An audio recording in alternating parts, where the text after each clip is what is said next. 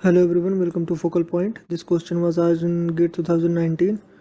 Okay, so what is this saying? This is saying that consider the following C program is executed on Linux system. Total number of child process created is okay.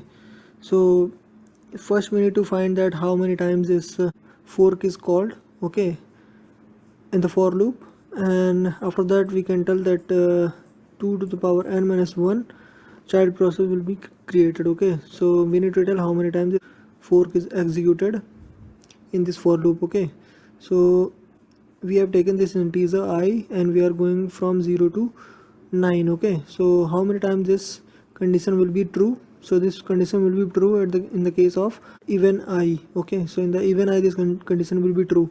So from 0 to 10, how many even numbers are there? 0, 2, this condition will be true. 4, this condition will be true. 6 and 8. Okay, so these many times this condition will be true. So these are 5 times this condition will be true, and that's why 2 to the power 5 minus 1, that will be 31. So 31 times this, so 31 child process will be created.